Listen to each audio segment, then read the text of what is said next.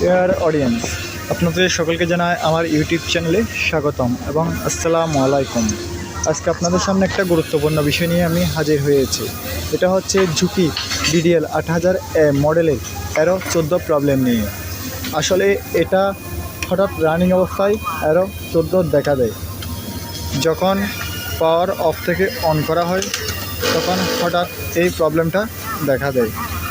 এই প্রবলেমটার জন্য অনেকে অনেকভাবেই চেষ্টা করে, কেউ টাইমিং করে, কেউ প্রোগ্রামিং থেকে সেট করার জন্য।